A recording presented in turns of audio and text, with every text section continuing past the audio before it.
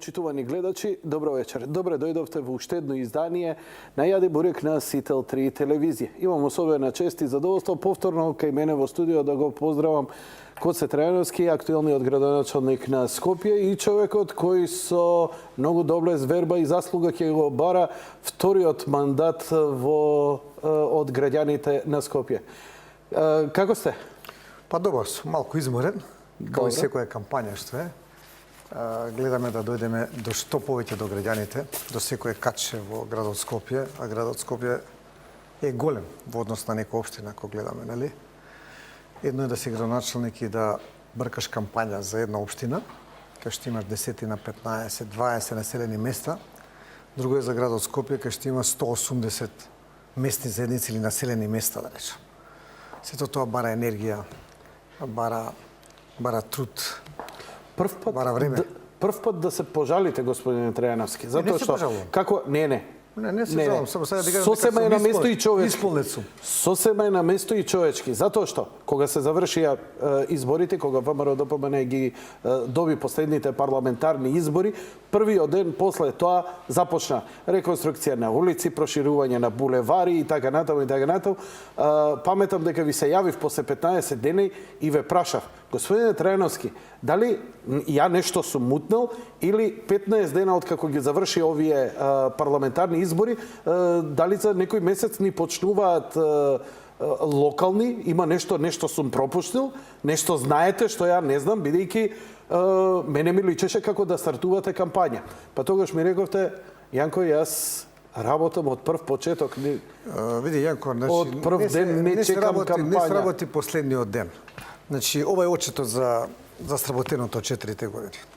Значи, јас овој очет и ова соочување со граѓаните, да речам, сум го планирал од првиот ден кога станав градоначалник. Знаев дека, секогаш мислев дека утре е последниот ден. И само така како размислуваш, можеш да постигнеш многу. Ако речеш чека оваа година, може помалку, следнак помалку, па последната година малку ќе интензивираме со проекти и слично. А за 2011 година, после парламентарните, тие беа, некаде мислам дека во јуни месец беа 5 и 6 јуни така, се погоди заради тоа што ние секоја година нашата градежна оператива е најангажирана, почнувајќи од мај месец па се до септември месец. Тргајќи од тоа, значи, нас ни беа сите проекти веќе, значи, буџетирани, ни беа објавени јавните набавки, во голем дел склучени договори, исто така во добар дел и веќе во фаза на извршување на тие проекти. И ние, ако не ги завршиме лето, не може да ги работиме ние во зимскиот период, така да нас не ни беше важно дали се парламентарни избори, да и овие избори да беа локалните сега во лето да беа, ќе се градеа улиците. Морам да кажам дека дефинитивно важите за четвртиот меѓу четирите најмоćни луѓе во држава, сепак градоначалник по функцијата, градоначалник на Скопје. Дојдовте како градоначалник на Гази Баба, каде што оставивте на вистина неизбришлива трага. Иако имате добар наследник, се уште сретнуваат, викаат: добар е нашиот, супер е све, али Коце ни треба. Викам: па Коце ви треба. Сакам да кажам дека ни сите овие интервјуа се обидував да бидам малку повеќе неутрален, да не... Ја и онака сум љубезен со гостите, но многумина од нив и не ги познавам, па потребно ми е да дознам, но за вашата работа е многу очигледна. Се покажа и оставивте на вистина неизбришлива трага.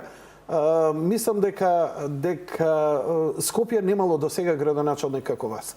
Од проста причина, затоа што на терен работите се менуваат од ден на ден, и тоа не зборам сега само за кампања, туку постојано и една континуирана. Втора една работа што мене ме фасцинираше, што буквално бевте секогаш на место. Значи, не сте канцелариски градоначалник, не сте салонски градоначалник, стварно.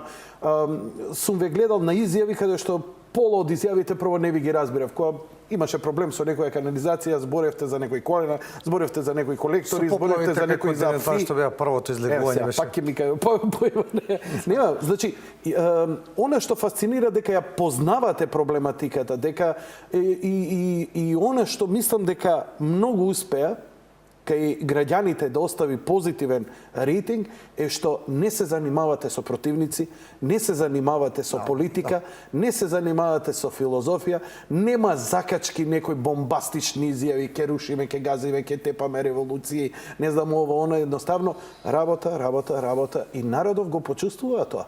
Нема идеологија кај вас, нема ништо, има практична работа за доброто на сите граѓани. Го вака сега, значи јас во политиката некако позитивни впечатоци во за вас. 98. Да. Има во мојата биографија, претходно има своја компјутерска фирма, пред тоа 16 години во Металски завод работев на компјутери, а последно беше како програмер и софтвераш, како да речем популарно вака нарешено. 98 станав пратеник на мнозинска листа. Случајно се знаев со пријател од изборна единица 65 да се кандидирам и бев првиот пратеник кој што влезе во парламентот, кој што го изгласаа. Првиот, заради тоа што имавме голема кампања, заради тоа што луѓето многу ме знае. Друго е да си пратеник на мнозинска, друго е да си на пропорционална листа. А после тоа станав координатор во парламентот. И кога станав координатор во парламентот, веднаш испада да имаме, како се каже тоа, асистенти на пратенициве. И тогаш, велат во парламент досега, никој координатор нема толку работено. Се малку е незгодно на себе да зборувам, меѓутоа морам да го кажам. Јас доаѓа во 9 сат во парламентот и излегува вечерта од 9. Моите претходници доаѓа, и тоа секој ден, независно дали имаше седница или не. Тогаш имаше седница на недела дена. Тоа значише работа, тоа значише труд. Полека се пробива. 2005 година се вратив за, значи, ово е реткост, од пратеник да се вратиш тогаш во базата. Во базата и тоа на да се вратиш во општина, не на град Скопје. Јас се вратив и се кандидирав за градоначелник на општина Газивола. Иако тогаш Борче беше актуелен, го победив. Победив заради тоа што луѓето први ги убедив дека сакам да бидам градоначелник, мислеа дека е некоја политика од пратеник, па сега да правам некоја политика долу.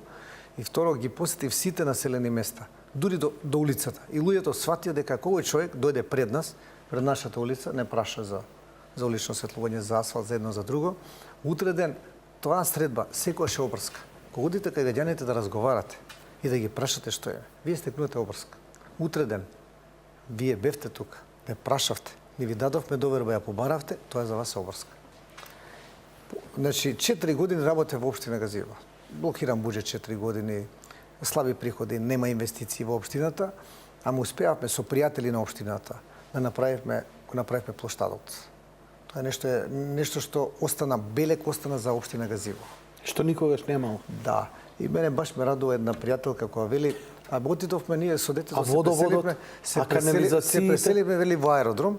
Во аеродром зборувам јас сега, 2009 година, 2008, и малиот дошол аеродром и вели, вие овде немате плоштад, јас сакам да се вратам во автокоманда, јас сакам у Газивола да се вратам, таму ние си имаме плоштад, осветлене, да си играме таму. Аха, имало место каде се собираат. Каде се собираат и стари, и млади и сето тоа. 2009-та, значи, со нема такво собирале, во право сте добро перцепирано. Аеродром нема. Па видите, има некои периферни сега убави паркови, ама нема нешто централно место да значи сега Ивица веше планира тоа, меѓутоа има се паркови, има каде се собира. Да, ама нема некој централен плоштад. Тоа е едно место што го има Каршито вако, требаше да остане празно, таму почнаа да градат. Штета, требаше понатаму сега ќе има нешто. Понатаму ќе биде. Па, значи од после булевар Србија. Така да, веќе тоа е собиралиште и на стари, и на млади, значи, особено во вечерните часови. Така да, тоа беше со голем труд, со голема енергија, многу населени места. Газивола е рурална. Повеќе 40% беа рурални места. Вода нема, фекална канализација нема, патишта нема, базични работи, струја нема. базични проблеми. Многу работи, тоа беше почеток на децентрализација. Многу мачно, многу тешко беше тој градоначалнички мандат. Не само во Газивола, зборам општо. 2009 се кандидирав за градот Скопје. И така да, значи, станав градоначелник, ја добив довербата. Доста убедлива беше довербата која што ја добив. И сега Скопје е нешто многу големо. Е многу силно. Меѓутоа, со оглед на тоа што јас претходно работев во Металски завод ИТО, јас сум човек кој што е научен онамо кај што железото се кова, што се вели. Сме имали ковачница, сме имали кај што железото се струга, кај што се создава трудот, кај што се создава производ. Така да мене не ми е проблем работата. Мене ми е проблем додека малку го формиравме тимот, додека ги воспоставивме визиите, додека контактите со институциите, сето тоа да почне да функционира во функција на градот Скопје. Градот Скопје не е изолиран. Значи има контакти со општините, има контакти со владата. Сите тие треба да бидат спрегнати. Плюс треба на ниво на служби да почне секојдневната комуникација, доверба, а и почитување на град Скопје. Значи она кој што ќе го побара да знае дека навистина реалност тоа за град Скопје. И ако не го дадат да знаат дека ќе бидат повикани на одговорност заради тоа што таму има рокови, има предмети кои што мора да се завршат во одреден рок. Така да сето тоа е плод на една работа. Значи овде кој што рековте нема политика. Ја ако гледате, јас сум бил високата политика. Парламентот го сметам за висока политика, нели? Таму само се зборува, закони се донесуваат и слично, си има своја тежина. Меѓутоа, од аспект на политика, овде јас иако сум бил у политиката, никош не сум споменал нешто политички. Па ниту моите претходници, па ниту моите противници, ја би сакал да ги нападам. Секој си работи за себе. Граѓаните, јас ги гледам граѓаните. Граѓаните се тие кои што не оценуваат и мене, и вас, било кој, значи било кој градоначелник, било кој кандидат. Тие си го знаат својот студ. Нашите граѓани не сакаат да некој плука некого и врз основа на тоа да добие рейтинг. Не сакаат. А знаат. Дефинитивно. Граѓаните ги слушаат, то не малце се возбудуваат, ама Јанко, многу се покултурни граѓаните од што ние мислиме дека они сакаат крв, дека сакаат навредување помеѓу противници. Не, нив може да им биде интересно некоја дебата крвава и така натаму, ама нема да донесат суд заради тоа. Да, тоа повише како забава го сметаат. Значи како негативно го сметаат отколку што вадат нешто позитивно. Позитивно. Јас и во парламентот кога сум била никош не сум напаѓал. Сето кога сум дискутирал аргументирано. И поради тоа што бев тако пак јас победив во газива. Значи јас да бев плукач, да бев критичар, да бев жесток, да бев арогантен, сигурно дека немаше да ме одберат. Зашто овде локалната самоуправа е сосем различна од парламентот. Од парламентот. Сакаат луѓе добри, сакаат луѓе кои помагаат на луѓе, сакаат луѓе кои се докажале, ако не бил градоначелник, барем да се докажал дека е добар како човек. Тоа го забележувам, тоа е просто приоритет. Иако нели се збори многу гасификација, проекти и слично, малку здодевно станува, но битно за нашето живење, но сепак кој ќе погледнеш, а тоа е и духот на нашиот народ. Тоа е духот на граѓаните. Граѓаните бараат вредни луѓе, граѓаните бараат добри луѓе. Значи не бараат дрскост, не бараат некои, не знам, јаки политичари, величари кои не знам говори ќе им одржат. Арогантни луѓе кои што не се достапни до нив. Жив пример е вашиот колега од општина Центар Тодоровиќ. Човекот кога го заврши овде интервјуто со мене, рече, ја да ви се извинам, вика. Ја не знам да држам говори. Ја не знам да давам. Се трудам колку можам. Јас сум бизнисмен. Ама народот го избра и го има добар рейтинг кој што гледам по истражувањата, токму заради неговото делување. Народот забележува кој е добар, кој е хуман, кој е вреден. На средби со граѓани, знае да ги сослуша. Има живци да ги сослуша, па да им одговори. Па уште еден да сослуша. Владо е човек кој што е доста скромен човек. И тоа човек успешен и богат и не се затвори во сопствената ароганција како некои наши бизнисмени. Не сум го слушал да го повиши гласот некаде. На некој да му се развика, да му нареди некого, дали од тие соработници негови, дали од граѓаните. Напротив, ти ги сослуша, па ќе рече коце како да му помогнеме на овој, не е до мене, до тебе ли е, до мене ли е, да видиме до друг некој да е.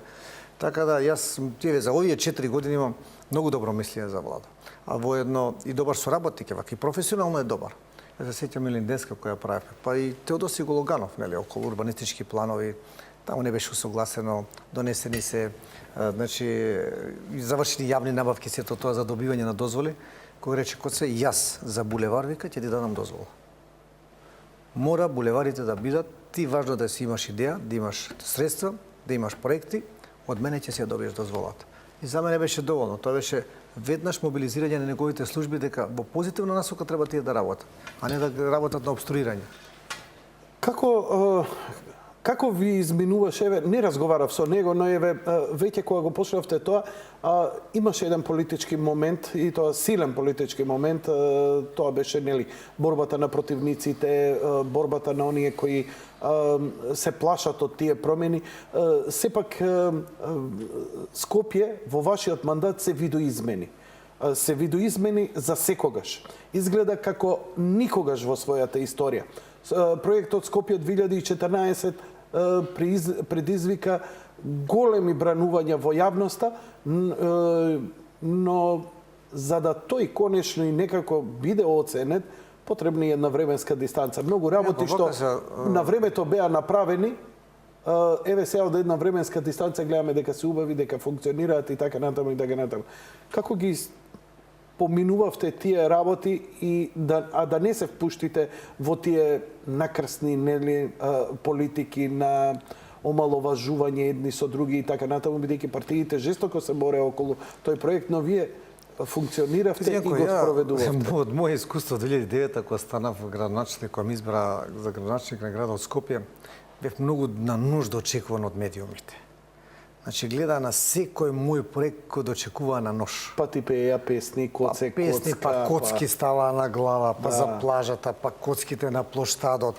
Значи, тоа беше неверојатно. Па добро, Сорос има добри средства за такви продукции. Јас, Јанко, верувам во себе, верувам во проектите и секогаш живеам на тоа. И ве молам, немојте медиумите.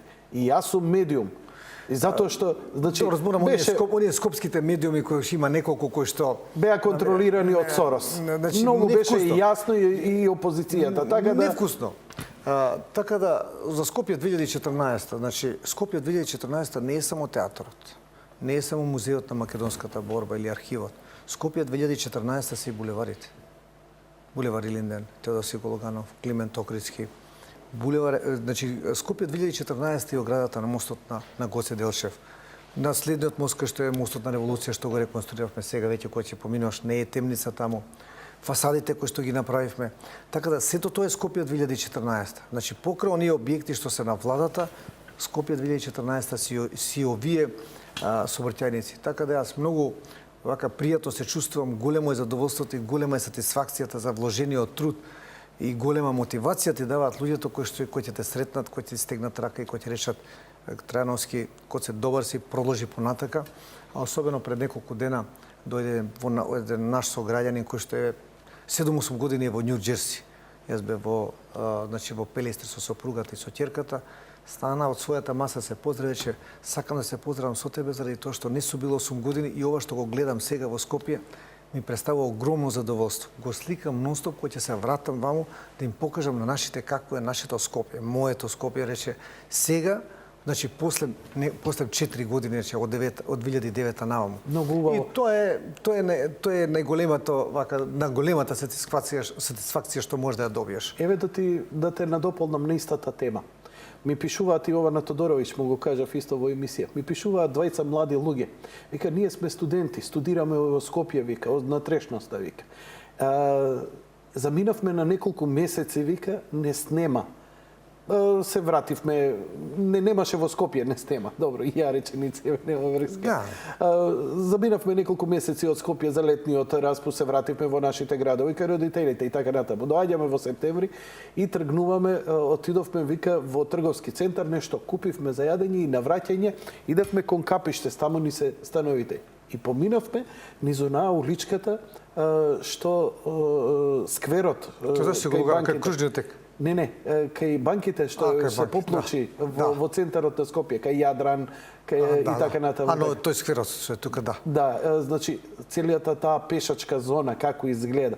Вика, ние застанавме збунети, прво мислевме дека се изгубивме, заборавивме каде се наоѓаме. Прекрасно направено. Значи прекрасно направено како што сме го гледале ние во најубавите метрополии европски, баш онака како што треба. Значи и тоа е момент прво и за брзината како се изведувало, значи не се одолговлечува тоа да се влечка со години како што знае понекогаш, туку брзо и она што е направено стварно се гледа дека зад него не е тоа некоја желба на Коце или на Владо или на Јанко, туку се работи, се гледа дека тука стојат архитекти, дека тука стои естетски решенија, потоа тие дрвата, како е решено осветлувањето, канделабрите. Сето тоа тек ќе дојде време после едно 4 години кога овие дрвја кои што сега ги засадуваме. А тука спремаш тактики и наши автентични кои ќе ги добијат својата. Ако ќе ги ќе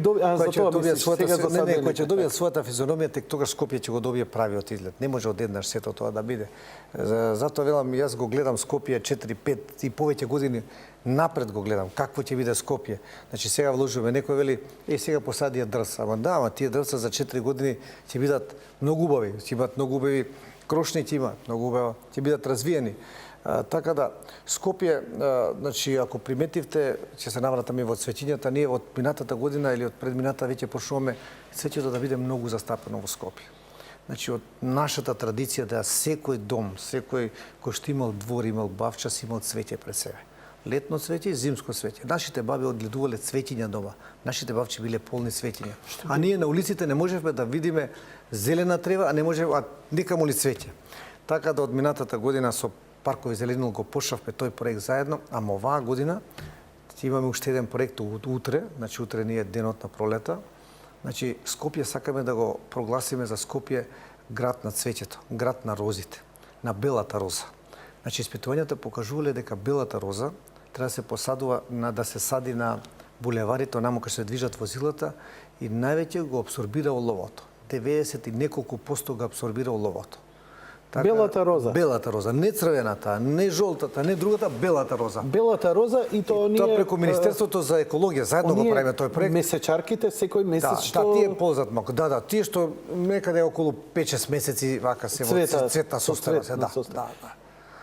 Така да, Скопје ќе биде Скопје градот на розата. И ова го планирате на сите булевари? Веќе на билборди го ставаме утре. Тоа е така да и сакаме да нашите да луѓето ги ориентираме да ги вратиме кон цвеќето, да почнат да одгледуваат цвеќе, значи да се и дома и вака да се грижат за цвеќето.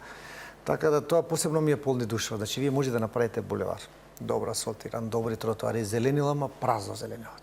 Малку цвеќе да ставите внатре, веќе му добива топлина. А може да замислам... Добива некоја љубов. Да замислам како изгледа и колку сме фасцинирани кога ќе отидеме во една Виена, во Будимпешта, кога ќе ги видиме цветните аранжмани, тука се вистински мини уметнички дел. Па дури еден солон во самиот центар, нели часовникот од цвеќе направен во центарот на градот и слични работи.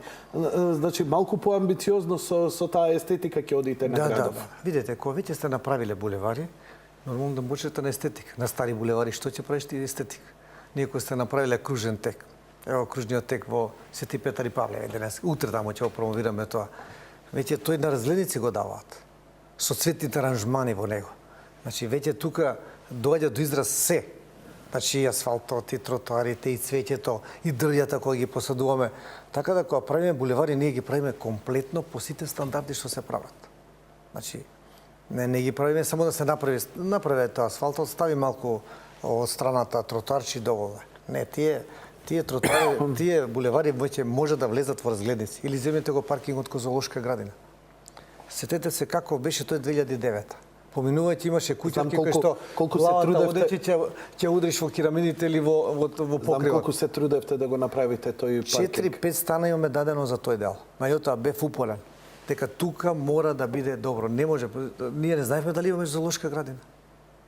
Значи беа куќарките прво, па после еден запуштен простор, едни дрвја запуштени, па тек нешто позадин таму зоолошка. Сега веќе зоолошката, па на оградата ги ставиме сите животни. Така да, откај да дојдеш, ќе видиш зоолошка градина. Значи сето тоа, ако го работиш со љубов, Јанко, ако го сакаш Скопје, и ако сакаш значи да направиш нешто, да оставиш трага позади себе, можеш да вложиш многу труд, многу енергија. Ова не се работи за 5 часа, не се работи за 8 часа, не се работи за 10 часа. Континуирано треба да размислуваш на, а особено ако ти е па прв мандат. Значи, бара многу време. Меѓутоа, јас сакав да оправдам довербата пред граѓаните, затоа вложив огромно време. Многу не веруваа во мене. Па да, дојде некој градоначелник на општина Газија, па сега што му текна, па се кандидатира за градот Скопје. Меѓутоа, јас сум многу упорен човек. Многу. Значи, она што сум го решил да го направам, ќе го направам со труд, со енергија, со залагање, комплетно. Јас колку проблеми видовме ние за булеварот Илинденска. И сега можам да кажам, кога дојдов рекоа, проблем е, што е проблемот? Вика, направен, има тендер, има избрано изведувач, се вика, проблем се дрвјата.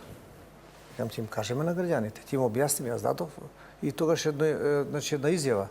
Ако сакате пред зградите да имате зеленило и слично, значи оние што се према булеварите, ќе одите во периферијата, Маѓари, Значи може Драчево и слично. Овде во центарот веќе просторот треба да биде онаму кај што треба да бидат булевари да биде повеќе.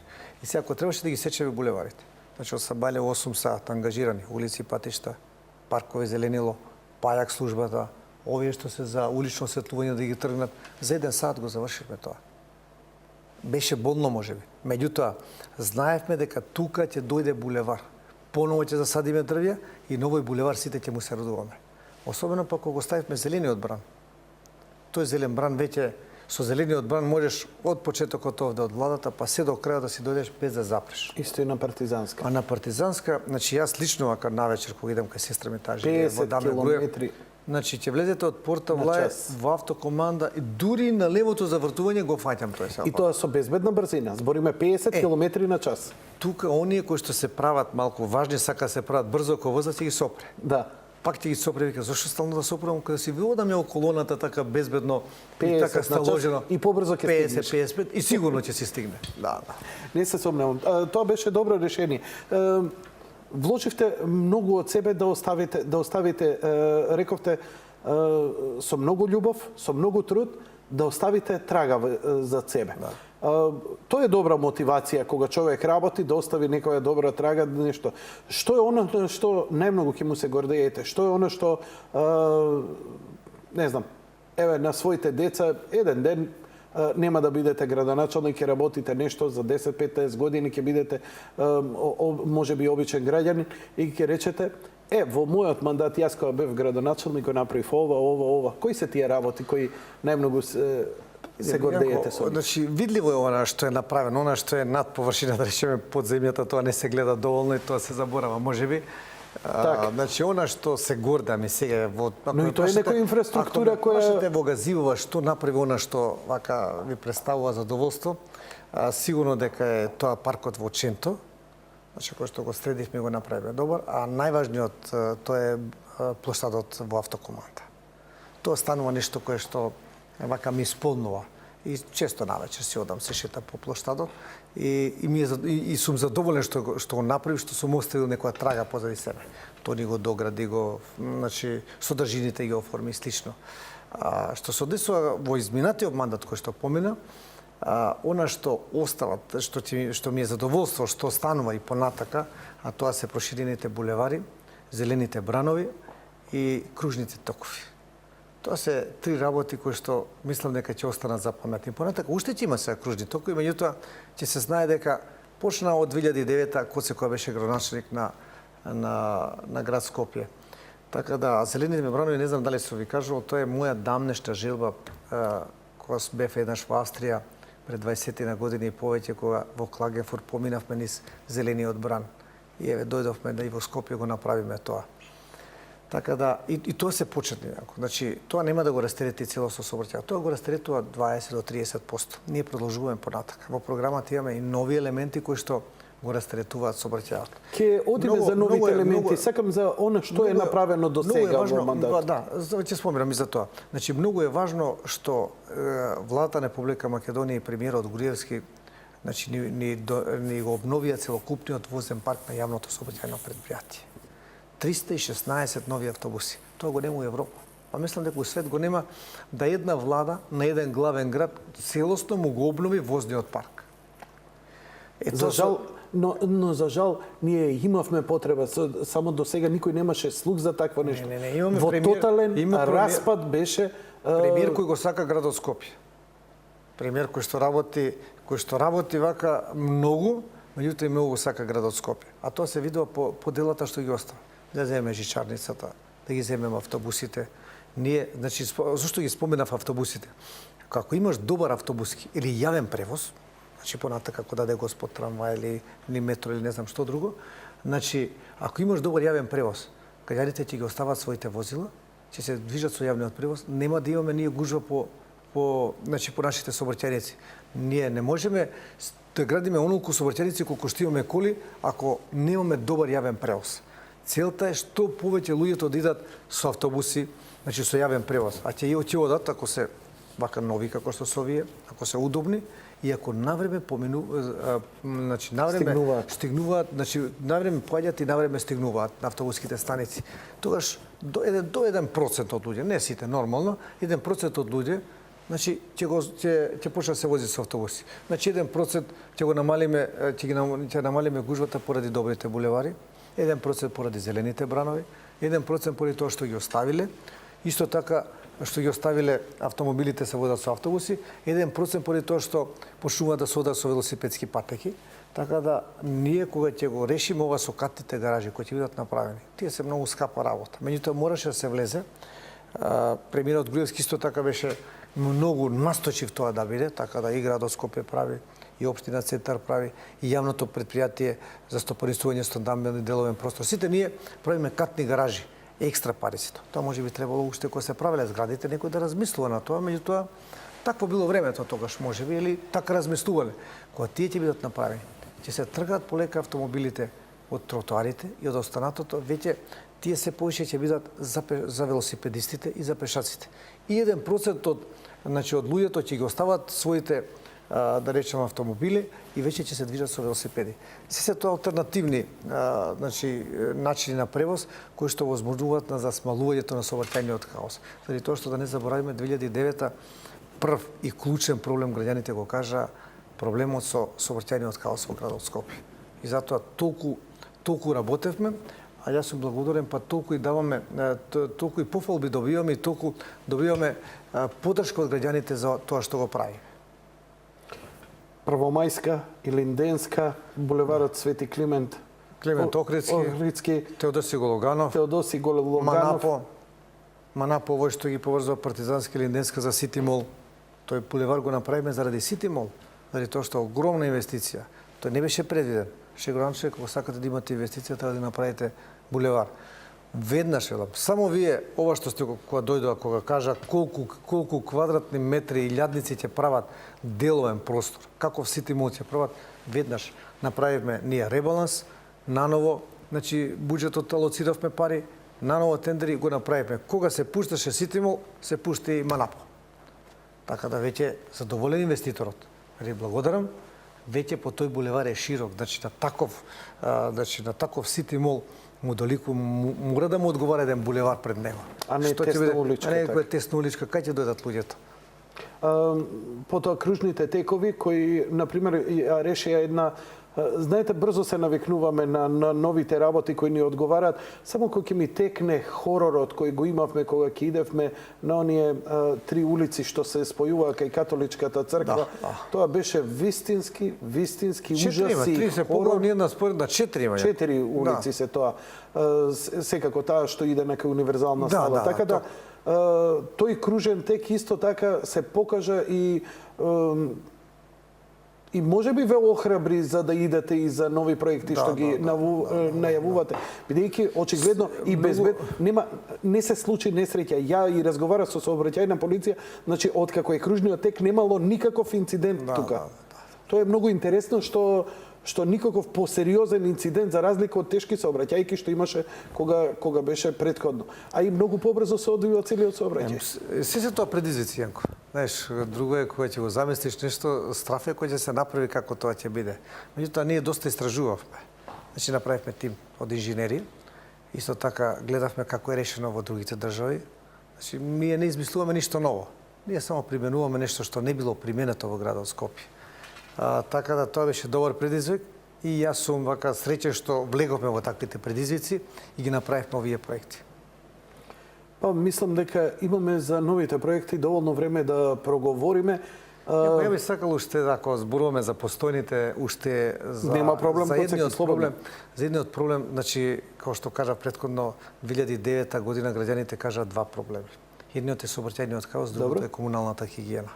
Значи вториот проблем на кој што многу работевме за решавањето тоа е комуналната хигиена. И прво што направивте, знам го обновивте возниот парк, прво на возилата. Значи јас се сеќам и често го повторувам за да го запамтат граѓаните дека 2009 година 6 стари камиони постари од 25 години. И вие кои ќе дојдете од секаде доаѓате поплаки од граѓаните дека не им се собира сметот. Или оди камионот и позади него сето тоа се цеди. Не може никој да го исчисти. Летно време, спарена, голема температура, жештина, смрдеа. Значи, вие во таква состојба да се најдете, а новата инвестиција ве кошта 5 милиони евра. Значи, тогаш, благодарение на владата, на министерот Ставлевски, ние возможија од кредитот од Светската банка, набавивме, сега имаме 60 нови камиони. Ќе Од 6 на 60. 60 и нешто има, да заокружам да се запамтува подобро 60. Сега Јанко еднаш да воднесам. Толкава е потребата на градот Скопје? Да. Како функционирало тоа со 6? Тоа не функционирало, Јанко. Затоа градот Скопје беше, За никаде. да речам, нехигиенски вака, Така. убаво кажано. Покрај тоа не се собираше сметот надвор од урбаниот дел. Значи, во ниедно од силава не се собираше смет. И што правеа луѓето што живеат во приградските населби?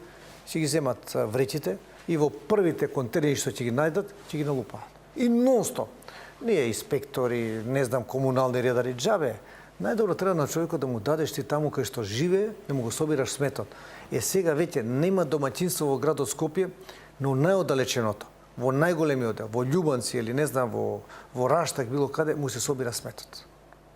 На сите им поделивме канти бесплатни, 60.000 канти. Иако некој се обидуваше да направи смешка со тие канти, меѓутоа 60.000 канти не се малку. Се тоа добро испланирани проекти. Ти те го собираш смет, нема канта. Му дадовме канти, набавивме камиони и сега Јанко еднаш да ве однесам во новиото, значи во новото депо на комунална хигиена. Тоа е поранешна пролетер. Да ги наредите, да ги видите само како се наредени камиончињата. Оние помалечките, поголемите, па најголемите. Значи да милина е да ги гледаш со како возен парк сега располага градот Скопје. А им се одржува и хигиената, што ми се допаѓа исто. Да. Тие мора да бидат, веќе сега перална нова ќе им се направи таму, така да тие, иако собираат смет, тие мора да бидат перфектно чисти.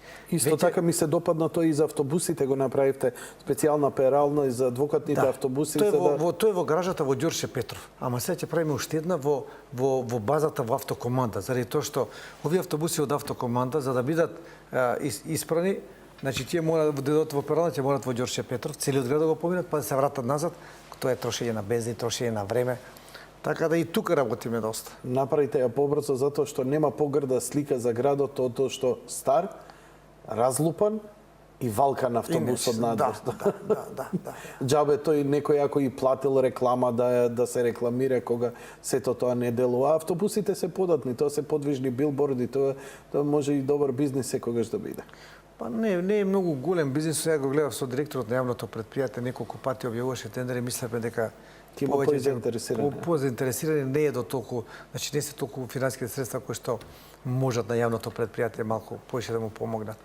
Опасни се нашиве директори по маркетинг растураат така да овие што се агенции немаат многу простор за работа. Очигледно некој дисбаланс постои. Така да Јанко, тоа беа двата клучни проблеми. Значи кои на кои што работиме. Да речем, третиот проблем беше зеленилото. Така да многу работиме покрај булеварите, градскиот парк, ако знаете дека не работеше таа мрежа во градскиот парк. Су беше во летно време, ретко кога ќе најдете зелена трева на градскиот парк. Комплетно ја обновивме. Ова што доаѓа водата во градскиот парк, таа доаѓа од Крушопек. Не разбирам, како од Крушопек? Сега, ќе го објаснам. Онаму кај што треска се влива во Вардар. Добро. Вардар нели продолжува наваму, на едно 100 метра после тоа се зафаќа во еден канал. Од тој канал се води и се донесува во градскиот парк. Ја гледам нема Каде вода. поминува тој вода? Тој поминува, значи, покрај Вардар оди, значи Нерези оди, после тоа доаѓа некаде излегува ваму кај, значи Сити Мол. Кај Сити Мол тука некаде излегува. Добро. Од тука ја водиме со цевки, немаше цевки со... Сето тоа е подземно, предпоставувам. Значи немаше цевки подземно е. Значи од тука направивме нови цевки и од таму го донесовме до градскиот парк. А зошто? Ја едно лето доаѓам и велам, абе нема вода, зошто нема вода? А вика градчаник, нема горе, вика го сопирале. И во Крушопек луѓето никој не ги вака го невозможувал, си земале, си фрлале ѓубре во него, си го затнувале, неисчистен. И едно сабале, значи едно саботно утро јас со паркови зеленило со сите останати таму. Треба имаше довде човечки бој, човечки растојот. Целото тоа, значи за месец, два го исчистивме, значи ангажиравме луѓе од Крушопек кои што ќе го одржуваат тоа. Исто така има пред Нерези има една рампа, да речам, кај што може да се спушта и да се пушта водата или да се сопира. И таа комплетно ја обновивме, понапред беше на оне посебен систем со навојни вретена и веќе сега ние немаме проблем во летниот период. А од таа вода добива и зоолошка градина. И во тоа, значи, каналот што поминува низ зоолошка градина, од таму доаѓа, дури од Крушопек, од Сарај водата доаѓа. Значи, тоа е некоја вода која е погодна за животните, да речеме. Да. Не за таа за животите. Таа е само за да има да се наводнува. Значи за наводнување. За наводнување. Само за наводнување, не е за пиење на животите. Инаку тие си пијат вода од водовод. Така. Иначе, значи, во Езерцава овдека низ парк, што е тоа е таа вода што се користи. Да. Затоа што во паркот имаше, ај сега кога почнавме и со тие топли работи, имаше пајки, имаше лебеди, имаше златни рибки во Малово Езерце и така натаму.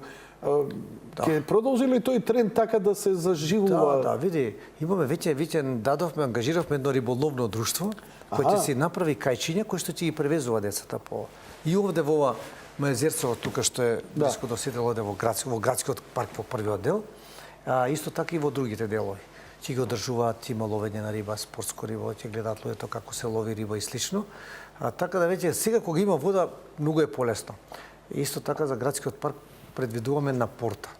Портите на градскиот парк, значи кога ќе влезете во градскиот парк, како што секаде гледаме, да има порта со, значи, убаво вака осмислена, дизајнирана, така да оваа година таа порта ќе биде и едно белдевере ќе направиме во Езерцево. Така да биде 2/3 во езерото. На некој начин. Нешто слично на кој што е на плоштадот. Кај што доаѓаат многу млади, си седнуваат, се сликаат. На ова Езерцево овде? На ова Езерцево одма тука, да. И ќе имам мовче до него, пристап, пристап. Една третина ќе биде надвор, 2/3 ќе биде во вода, така да ќе биде во вода. А капијата каде ќе ја ставите? Ваму кај Гоце Делчев? Капијата ќе, да, капијата ќе биде кој се поминува и Линденска, она преминот кај што е седиштето на општината центар. Тука, веднаш, тоа е едната од портите. А втората порта ќе биде кај зоолошка градина. Кога влегувате, и она право што оди за во Луна парк, тука ќе има уште една порта. Уште една порта. Да, па добри места се. Господин Трајановски, ја ве замолам за една кратка пауза, веднаш потоа продолжуваме со разговорот.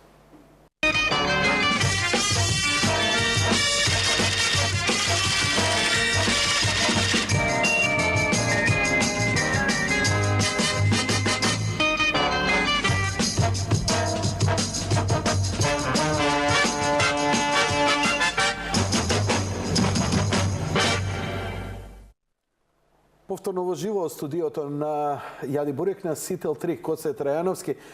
Многу работи има да збориме што се завршени, но уште повеќе има за она што им го ветувате на граѓаните. Зборевме за дрвата, зборевме за цветињата, би сакал уште за тоа да збориме. Има уште теми кои би можеле и ги интересираат граѓаните на Скопје, кои се навистина си го сакаат овој град и сакаат секој сегмент да биде онака како што треба. Во централното градско подречје, значи музеот на град Скопје, се изруши тој цел дел од стари објекти и така натаму и се подготви терен за градба. Веќе подолго време таму ништо не се гради. За Јужен булевар се сеќавам најавивте дека во проект е да се гради подземна сообраќајница под Јужниот булевар, а горе да се градат згради. Сега нешто ве слушав кога настапувавте на терен тука, како да го изменивте тој план. Сега зборите за сообраќајница која ќе иде под Рамстор. Малку не ми беше јасно. Позади Рамстор. Не под Рамстор. А позади Рамстор? Јанко, значи... Ајде, малце да го објасниме тоа. Јужен булевар. Тоа е многу важна сообраќајница за градот Скопје и мислам дека со текот на времето ќе добие од својата важност. За жал, добар дел од таа нема да може да се реализира, поради тоа што на одредени делови е многу нападната со објекти. Во делот према Карпош, во делот према Кисела вода, доколку таа би се реализирала, многу ќе го растерети сообраќајот во градот Скопје. Иако сега, со ова што го правиме, ние мислам дека за едно 10 години, до 15 ќе имаме оној триаголник на Кисела вода со објекти, тој е тешко решлив, сакате да ми кажете? Јужниот булевар почнува од булевар Србија. Значи, од булевар Србија веднаш покрај пругата, или ако идете од кај аеродром, на кај цементарница. Не е тоа Првомајска? Не. Првомајска е паралелна со Јужниот булевар. Јужниот булевар е нешто друго. Значи, кога идете од аеродром према цементарницата, нели имате подвозник, имате или надвозник, како да кажа, пругата горе поминува, веднаш десно. Значи тука почнува, или он почнува некаде од кај Усија таму, некаде од кај Охис, меѓутоа тука сакам да го кажам продолжеток. Од тука измеѓу пругата, покрај самата пруга и пругата и градбите, тој се движи покрај пругата, доаѓа до вамо некаде до Тутунски комбинат, малку завртува на лево и иде оној триаголникот што го гледаме кај рампата кисела вода измеѓу семафорите, рампата кисела вода и слично, сето тоа треба да се руши. Тука поминува Јужниот булевар и почнува да понира од тука. Веќе така пониран 6 метри под земја, со надвозници на нормална висина, со оглед на тоа што тој е спуштен 6 метра, треба да оди некаде до мостот Гоце Делчев па и понатаму. Значи така е проектиран тој. Мостот Гоце Делчев. Ова студентскиот дом Гоце Делчев, извинете. Студентскиот дом Гоце Делчев. Сега ние што правиме? Значи во централното градско подрачје, оно еден дел од тој е ставен и во ГУП. Значи сега го правиме ГУПот, значи се задржа тој Јужен булевар со тоа што му се стесни одредени негови ширини. Значи има тие се правени со зеленила, значи средишно зеленило покрај после асфалтот, после тротоарите, пак зеленило, пак тротоари и слично. Значи се направи некоја економичност во зависност од тоа колку е нападнат просторот или колку е слободен просторот за него. Во овој дел кој што сега го споменавте, значи тој е делот помеѓу булеварот Кочо Рацин или оној патот што доаѓа, што иде горе на кај Црниче, па се до Нова Македонија, значи тука е булеварот Климент Охридски што иде на кај клинички центар. Во тој дел градот Скопје значи го склучи значи меморандум за јавно-приватно партнерство со една турска компанија која што го купи земјиштето, а се обрза долу да го направи Јужниот булевар, значи онака како што е предвиден по ГУПот, а над него му дозволивме да изгради деловни комерцијални објекти, нешто слично. Сега, кога тој ќе го заврши, значи кога ќе го направи Јужниот булевар, во тој период треба да бидат готови и овие две раскрзници кај Нова Македонија и ова према Црниче, направени од страната на градот Скопје. Бидејќи тој треба... Какви раскрстници ќе бидат тие некај сега ќе ви Црниче? кажам. За Нова Македонија знам дека кружен тек. Не, кружниот тек ќе биде горе, на нивото на земјата, на нултата точка. Добро. А под него, како што иде Јужниот булевар, ќе си помине. Нормално со петлите што треба да се приклучи, да се влезе или да се излезе од него. Исти сличен случај ќе биде и ваму. Значи, Јужниот булевар одоздола ќе помине, над него ќе има кружен тек во ова на нултата точка и тој треба да оди према рампата кисела вода. И со тоа, на тој начин ќе се премости централно градско подрачје. Понатака, колку што имаме средства, значи, кои ќе прибереме доволно средства, така спуштен Јужниот булевар треба да продолжи наму према Карпуш, према Интермецо, сите овие што се тие се на Јужен булевар. И новиот парк што го правиме, се до студентскиот дом Гоце Делчев. Па и понатаму треба Да имаме малку представа. Кога велите спуштен, а над него објекти, дали тоа збориме за еден континуиран долг тунел? Да, така ќе дојде. Тоа ќе биде подземна сообраќајница, тотално. Да. Значи, кога ќе погледнеш горе, имаш неонки, нема дневна светлина. Да. Така потполно... Нас нисто, дали на булеварот има празен воздух или има некоја градба. За да можеме да со јавно-приватно партнерство за да искористиме, да речем, да ни го направи. Некој ние над булеварот му дадеме да гради. Сум гледал такви булевари и сум се возел некој, ама не толку долги. Ова ќе биде прилично долго под земја. Па 800 метри скоро. 800 метри под земја. Толку е измеѓу двата, па можеби 600 метри под земја ќе биде. Вакво нешто нема до сега градено ни во градов, ни во држава. Не, тоа е нешто ново. Затоа реков сега доаѓаат другите форми кои што ќе допринесат на стретување на сообраќајот. Веќе никој нема да иде низ централното градско подрачје. На брзина ќе си помине тука. Значи, нив им го давате делот над Јужниот булевар, така? Да. И овие објекти што беа срушени, тука 8 колосек, така наречена? Да. 8 колосек што беше старата железничка. И дополнително има договор со него кој му е продавано земјиштето да ја санира железничката станица. Значи, добар дел да санира онака како што било. Делот кај што е доле архивата кај што е доле, депото кај што е долу. Бидејќи би било добро, нели има и јубилеј сега оваа година од Се земјотресот. подготвуваме ние за тоа, да. Така да, Јанко, тој кој ќе го направиме булевар, ако веќе почнуваме да зборуваме за нови проекти, тоа е еден од клучните проекти. И зависност од градбата која што ќе биде на јужниот булевар од страната, јавниот приватен партнер, треба ние истовремено да ги градиме овие две раскрсници. Паралелно со него, значи, ние пред 5-6 дена го промовиравме и ја промовиравме новата подземна сообраќајница од влада на Република Македонија, па се до комплексот банки. Пред да идеме на таа, да завршиме со овој дел тука. Вие ќе направите ова е во наредниот 4 годишен мандат, предпоставувам, така? Да. За овие 4 години ќе ги видиме некои од овие резултати кои ги најавувате од ова јавно партнерство со турците, сигурно ќе бидат брзи во изградба, бидејќи како што гледам веќе прилично дигнале еве во аеродром овие стокатниците кои треба, нели, така наречени стокатници кои ги градат. Они немаат многу време за да ги одолговлечуваат работи. Но има една работа тука. Знам дека не е ваш ресор, тоа е под Министерството за транспорт и врски, а тоа е до самиот Јужен булевар има еден огромен дел кој е ископина и кој е дупка.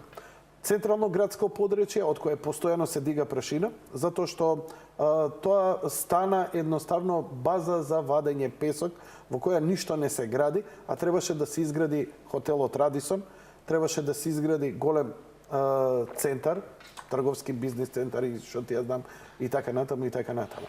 Според она што го добив како информација од Министерството за транспорт и врски, рокот е до 2014, значи договорот подпишан, а после тоа следуваат пенали. Но очигледно е дека таму ниту се гради, ниту дури и сега да почне, утре да почне да се гради со најсилно темпо, не може ни да се стигне до рокот. Не верувам дека таа компанија има и средства, па од тие пенали нешто да се опариме и ние како држава, бидејќи нели дневни камати се многу високи и така натаму и така натаму. Имате ли некаков разговор со министерот, со владата, тука, еве, ако турците биле заинтересирани, па да им се даде на нив, за да се започне нешто, бидејќи прво го загадува воздухот колку сите возила низ центар што поминуваат, тоа место, бидејќи постојано е изложено, се дига прашина, подземни води и така натаму, грдо е и ќе направите нешто до крај на мандатот, а ќе имате една дупка овде кај ќе остане тотално нерешена. Мислам дека ниту вие го сакате тоа, а граѓаните се повеќе и повеќе реагираат. Иако за жал, така како што кажате, значи таа инвестиција уште не проработи. Таа, како што кажавте, исто е во надлежност на Министерството за транспорт и врски. Неколку пати ние имаме разговарано со министерот. Министерот прави напори за да може тоа што побрзо да почне. Меѓутоа, знаете, ако се подпишани некои договори со мора да се испочитуваат и тоа се меѓународни. Со соодветни услови мора тие да се испочитуваат. Меѓутоа, мене ми е многу важно да почне да се гради подземната сообраќајница. Значи, овој што ќе го гради една турската компанија, кој ќе почне својот деловен објект да го прави, тој мора први сообраќајницата да ја направи долу. Нали, тоа што е таа најдолу, таа е во темел.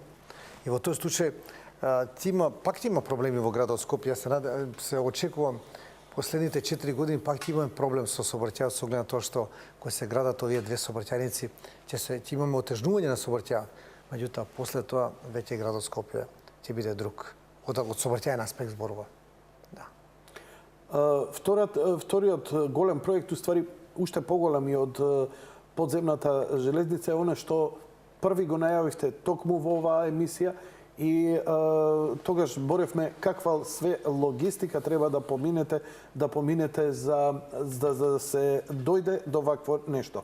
Тоа е малиот ринг, тоа е подземната железница, така наречен мал ринг. Тоа е подземната железница која сообраќајница, која требаше да иде под плоштадот на Скопје, да понира негде кај Партизанска, крајот на Партизанска и да излегува негде кај транспортниот центар. Благодарејќи на несовесноста на некои претходници ваши, се изгради она зграда Тифани, која не дозволува едноставно такво понирање и така натаму. Па сепак изнајдовте решение да таа сообраќајница, како што најавивте, ќе оди покрај кеот на Вардар. Значи, Јанко, вака, првен вулгарно е таа тифа ништо изградена, значи во челото на Партизанска. Меѓутоа тоа е веќе направено назад, нема вела старите. Значи ние многу студиозно тргнавме на реализацијата на подземната сообраќајница која што е најавувана со деценија, најавувана ја има во првиот генерален урбанички план. Инаку не знам колку знаете, таа подземна сообраќајница според генералниот урбанички план почнува да понира или излегува некаде кај градежен факултет. Значи, вие ако доаѓате од кај аеродром, за да стигнете во центар, вие ќе морате да отидете градежен факултет, да отидете на Рузвелто, да се вратите назад или преку Линденски или преку друг. Затоа што мене ме убедува, моите сознанија беа кога бев во форумот на градот негдека во 90-тите години, учествува во форумот на интелектуалци, идејата беше да понира кај соборниот храм. Не, нема место тука да понира. Значи, не може кај да понира. Значи, јас ви кажувам како е по генералниот урбанички план. Си постои тоа е јавен документ. Сега веќе имаме друг генерален урбанички план. Ние ангажиравме една шпанска компанија која што ни направи студија за сообраќај во град Скопје. Прво имаше Министерство за транспорт и врски, а ние па посебно градот Скопје за оваа сообраќајница и за сообраќајница Свети Климент Охридски. Тие правеа долго таа, можеби 6 месеци, повеќе месеци. Многу пати сме биле на терен излегувала и испадна дека ова е најсоодветното решение. Најсоодветното во кој смисол? Да вие да го премостите централното градско подрачје, ама веднаш да имате влез и излез од Малиот ринг. Со она што беше од стариот ГУП, вие имавте влез и излез надвор од големиот ринг. А овде имате во Малиот ринг. Значи, веднаш на од Малиот ринг може да влезете внатре и никој излегувате да излегувате на Малиот ринг. А тоа значи да го имате Гоце Делчев мостот и улиците кои го заобиколуваат од едната страна и од другата страна кај транспортниот центар, кај мостот пред па некаде точно пред комплекс банки доаѓа. Пред комплекс банки така. Доаѓа пред Веро да речеме сега. Комплекс банки никогаш не се изгради од Кензот тај. Остана само една зграда. Тоа ќе биде најскапиот и најголемиот проект после земјотресот. Воедно мислам дека ќе биде проект кој што значи во голема мера, да речам 100%, али во голема мера ќе го реши сообраќајот во градот Скопје. Од една страна, од друга ќе биде атракција. Значи, тоа што е предвидено во проектот, веќе при крај проектирањето, значи пред мостот Гоце Делчев на тој триаголник, да речам, тука ќе има раскрсница на 2 нивоа. И на долното и на горното ниво ќе има кружни текови. Сакам да ја видам таа. Кружен тек има некоја 3D. Имаме визуализација, имаме на тоа сето. Како не ми ја донесе? И покрај тоа набавивме софтвер ние од шпанците, кој што софтвер значи динамички ги покажува колку, значи ако направиш ваква раскрсница или друга раскрсница, ги пушта возилото и прави симулација кое решение е најдобро. Колку возила може да пропустат. Да, и кај е застојот. Точно се гледа. Дали застојот колкава е широка таа со 2 ленти ќе биде, значи 2 ленти, значи 4 ленти ќе биде. Едносмерна или двосмерна ќе биде? Значи 2 ленти во еден смер, 2 во друг смер. Значи таа ќе биде едносмерна. Булевар подземен. Булеварско решение. Прв пат беше предвидено да биде со 2 ленти. 2 ленти, па после тоа имаат, значи тунелите имаат плюс дополнителна лента, па имаат тротоари и слично. Додека имаат фокус кога веќе го правиме, да биде онака. Дали ќе се зафаќа Кејскиот зид нема. Кејскиот зид. Не. До зидот, значи. До Кејскиот зид ќе биде до Кејскиот зид, целиот тоа ќе оди доле. Да. Горе останува исто како што е?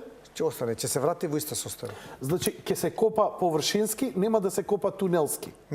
Не, вака. Значи имате, барем како што ми објаснуваат тоа се технологии. Значи први, значи од страната ги поставуваат, има специјални овие клинови бетонски што ги викат, ги прават тие.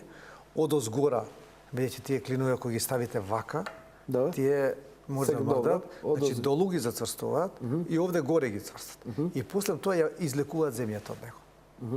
Значи не копаат, па после тоа да шалуваат онака, како речем, да го прават една и друга. Значи нема тоа да биде некој отворен ров. Не.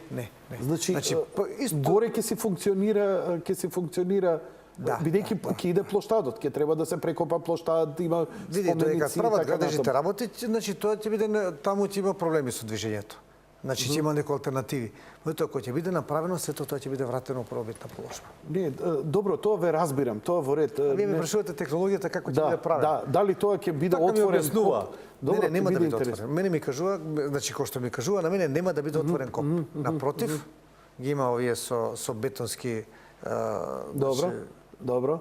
Вака се буши бетонски, се ставаат столбови, еден до друг, после тоа се врзуваат и Сега одозгора. ќе добиеме еден круг околу центарот. Да. Значи, Да. ќе добиеме сообраќајница која ќе кружи.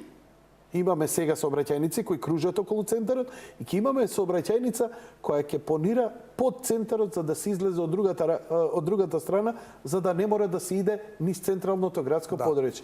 Тогаш се губи логиката на оваа улица, кажете и го името кој е од рекорд до Чуповски.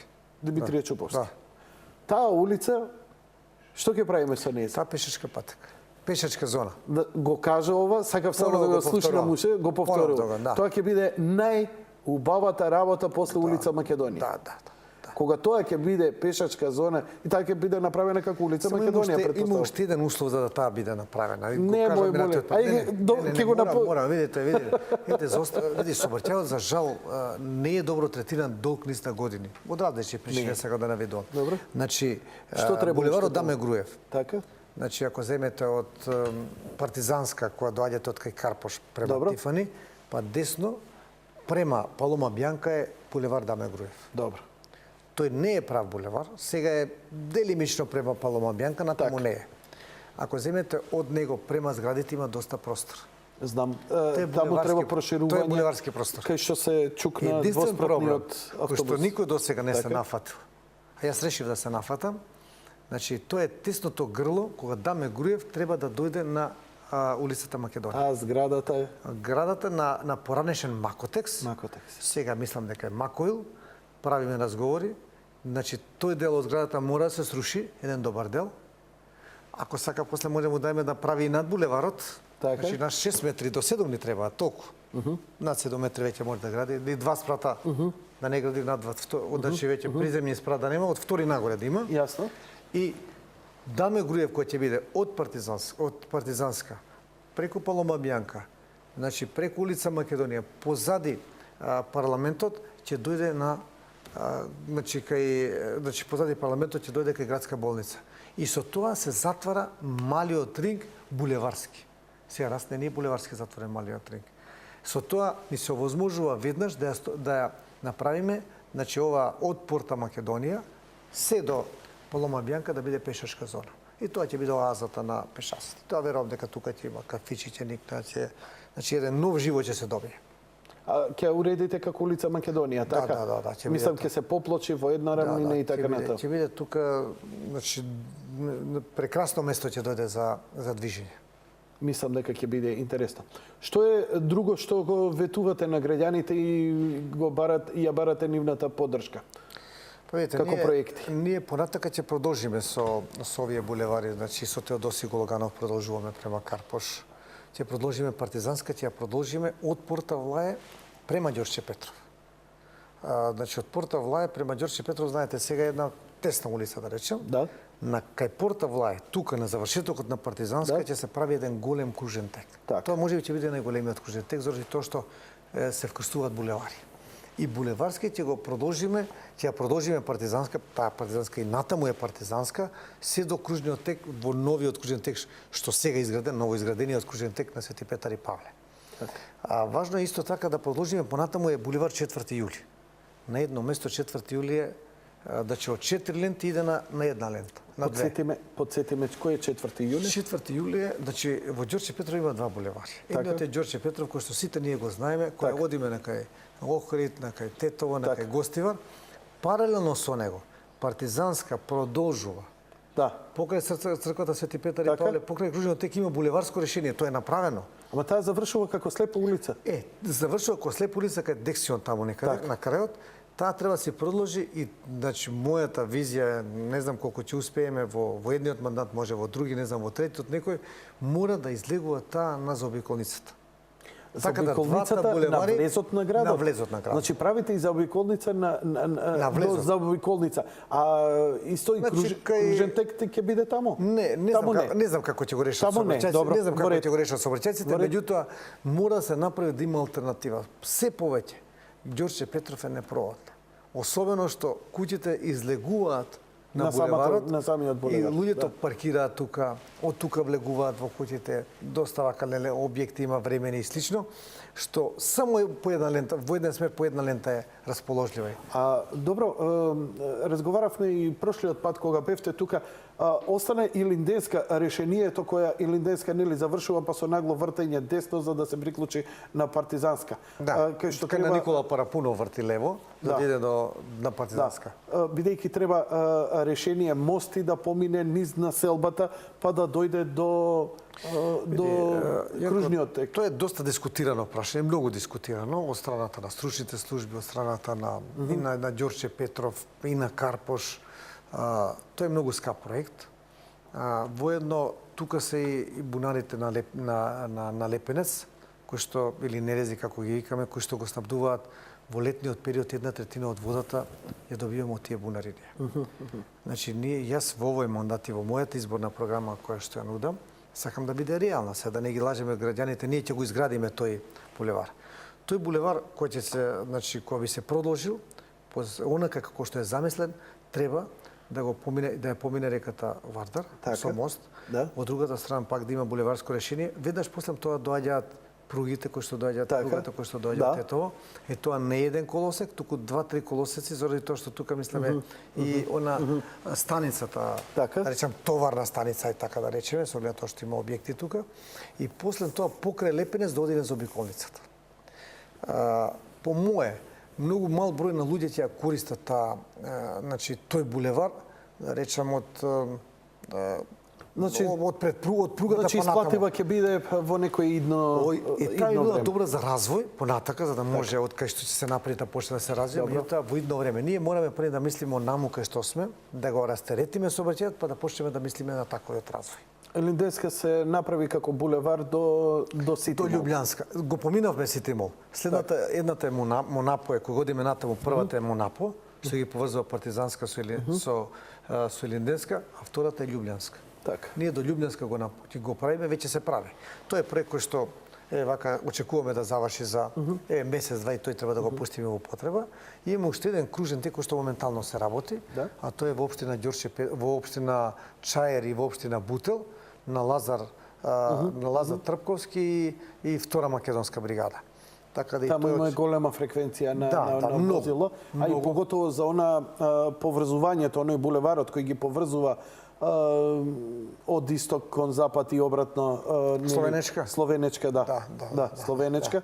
Така да се дигна концентрацијата на проток на возила. Малку се растерети значи од централното подрачје. Но луѓе ја користат, сега има нели атрактивно. Така да кружниот тек би бил доста интересен за таква. Па тоа е веќе во завршна фаза. Мислам дека во мај месец треба да го пуштиме во потреба. Така. Добро. Многу значаен проект, Јанко, кога веќе ме прашате што е тоа ново што вие, тоа е ски патеките на водна.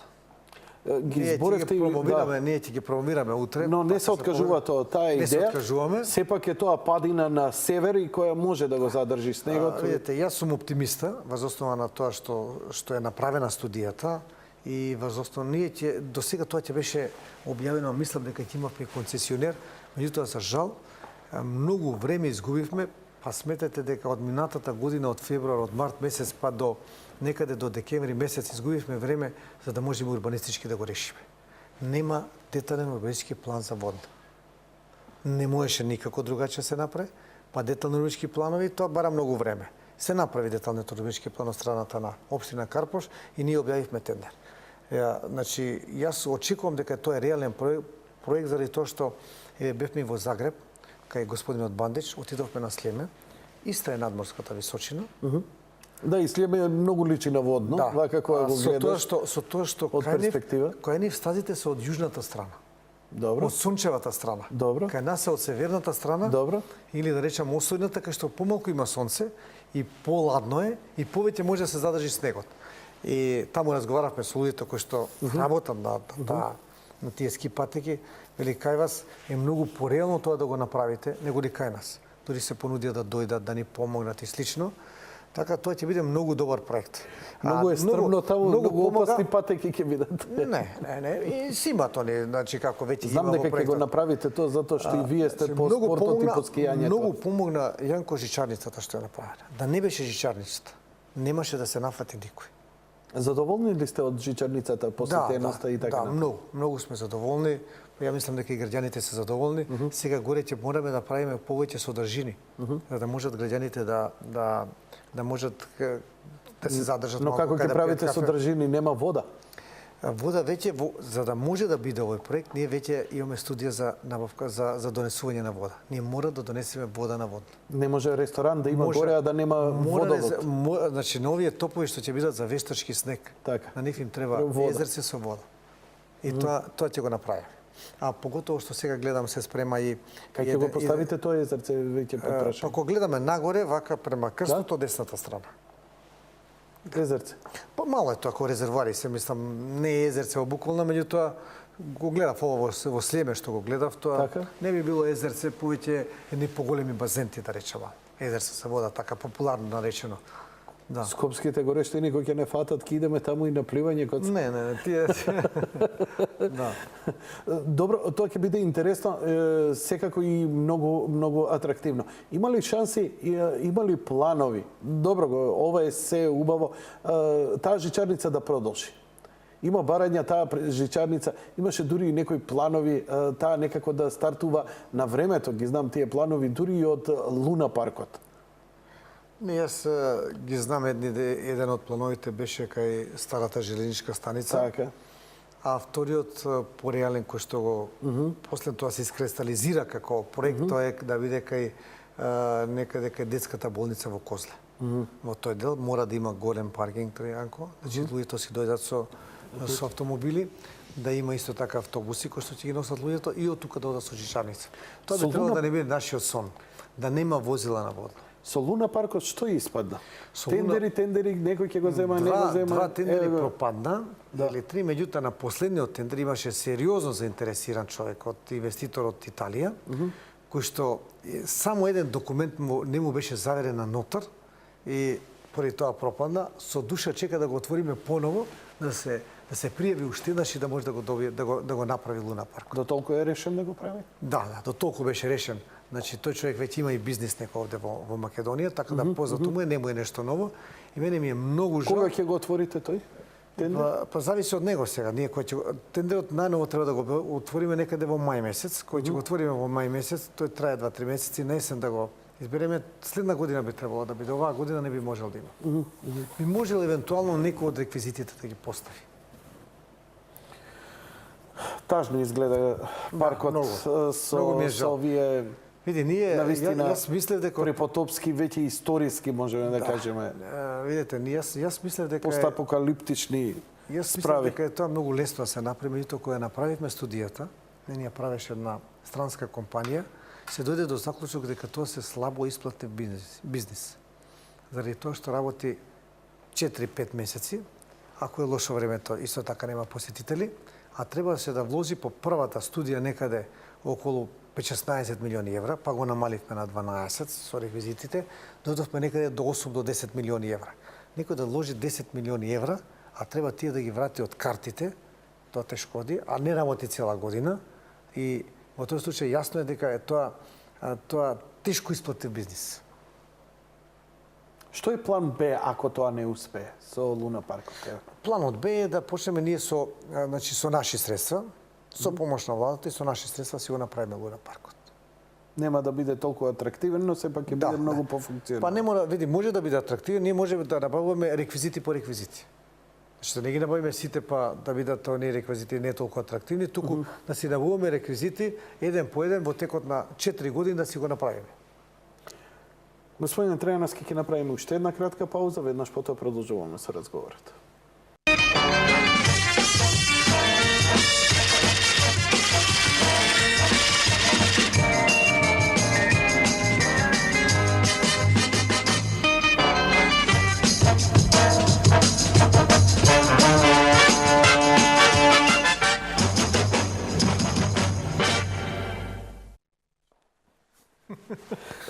Океј, господине Трајановски, не застануваме со разговорите околу нашето Скопје, што и така натаму, што ќе се прави, како ќе се прави, обемна е програмата. Граѓаните имаат многу прашања и подпрашања, но нема да идам со прашања од граѓаните, затоа што вие знаете често да бидете гостин во емисијата каде што со часови им одговарате на граѓаните. Па граѓаните не се сомневаат дека ќе ја добиете повторно довербата да бидете градоначалник и во најскоро време очекувам една емисија со вас, ако ја добиете, а не гледам зошто не би ја добиле повторно довербата од граѓаните да бидете повторно градоначалник на Скопје, да одговарате само на прашањата на граѓаните. До толку можеме да им ветиме. Побрзо ќе биде тоа ако победиме во првиот круг, Јанко.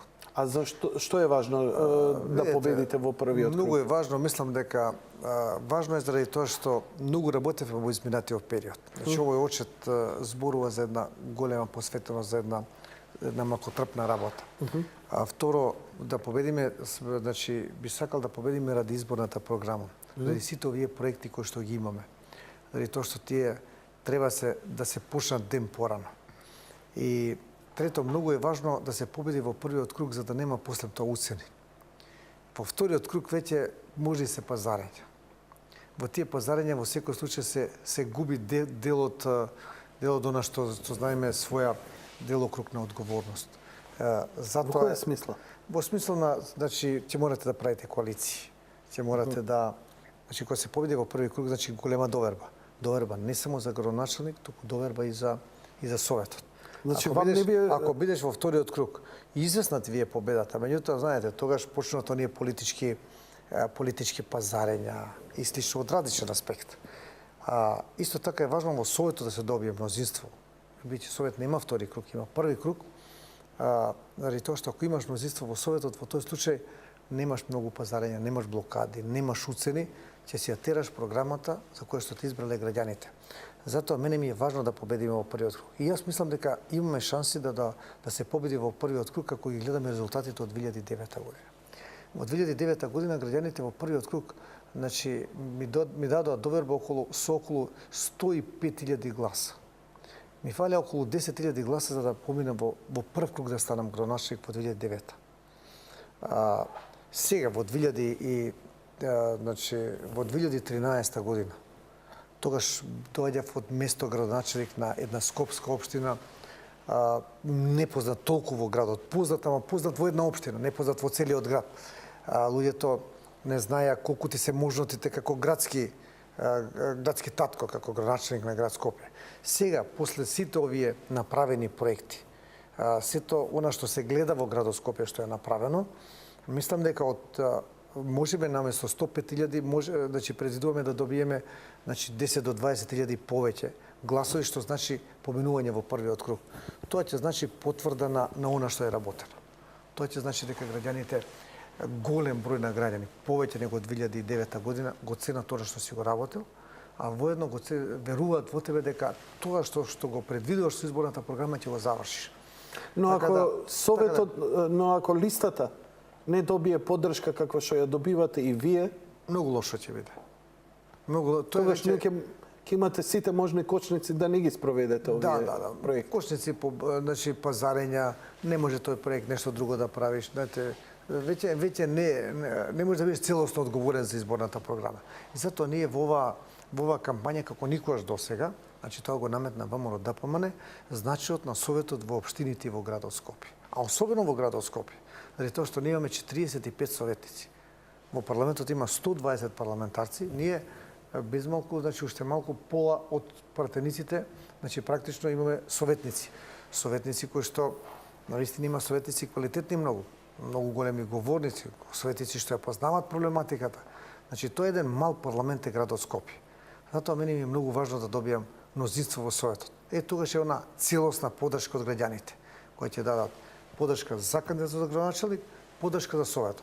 Јас ќе ви кажам само еден случај во Берово. Сега се случува тоа минатата година. Значи Берово, градоначалникот е од ВМРО-ДПМН, а Советот е од Социјалдемократскиот сојуз. Јавното предпријатие Водовод и канализација, нормално при тие поделби, со оглед на тоа што Советот е нивниот од Социјалдемократскиот сојуз. Од швајцарската амбасада има добиено грант пречистителна станица. Подпишано договор како општина, на совет изгласано тогаш, дека кога ќе биде пуштена, пред да биде пуштена пречистителна станица во употреба, цената на водата ќе се зголеми за одреден процент, со оглед тоа што и кај нас е така. Онаму кај што нема пречистителна станица, цената на водата е 17-18 денари. Онаму кај што има е околу 29 денари, нели? Советот не изгласува покачувањето на цената на водата.